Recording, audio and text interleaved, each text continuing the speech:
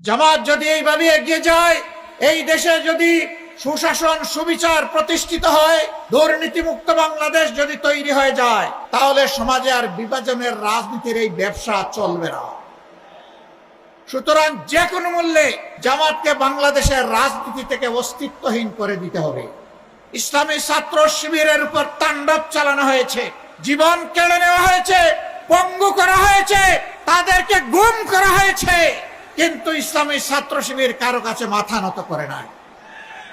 ইতিমধ্যে ঢাকা বিশ্ববিদ্যালয় সহ বাংলাদেশের চারটি বিশ্ববিদ্যালয়ে ছাত্র সংসদ নির্বাচন অনুষ্ঠিত হয়েছে।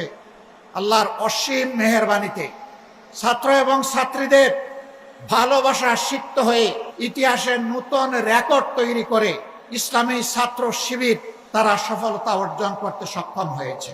অপপ্রচার করা হয়েছিল ছাত্র শিবির পারবে না, ছাত্র শিবির জিতবে না, ছাত্র শিবির জিতবে ফেসবুকে, বুটে জিতবে অমুক দল। এই অপপ্রচার করা হয় নাই। কেন জিতবে না?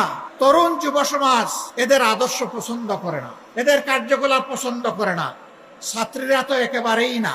এই ধরনের অপপ্রচার করা হয়েছিল। সকল অপপ্রচারের মুখে ছাই মেরে ছাত্র সমাজ, ছাত্রী সমাজ প্রমাণ করেছে ছাত্র শিবিরই তাদের আস্থার ঠিকানা। যখন এই সফল নির্বাচনগুলো হয়ে গেল, এই সফলতা দেখে আবার অনেকে দিশাহারা হয়ে পড়ল। এবার জিকির শুরু হলো।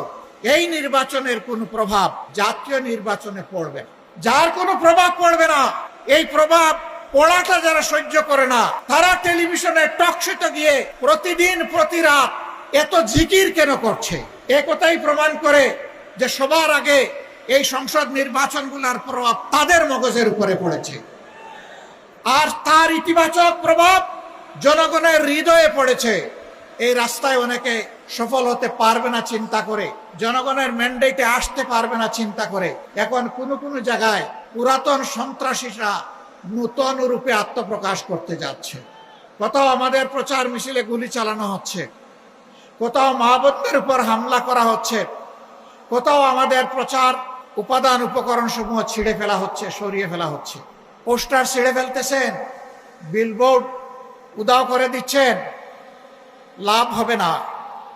আপনি গাছের পোস্টার, লাইট পোস্টের পোস্টার, দেয়ালের পোস্টার, সুতায় টানানো পোস্টার আপনি ছিঁড়তে পারবেন, কিন্তু জনগণের হৃদয়ে ভালোবাসার যে পোস্টার লেগে গিয়েছে সেই পোস্টার আপনারা ছিঁড়তে পারবেন না।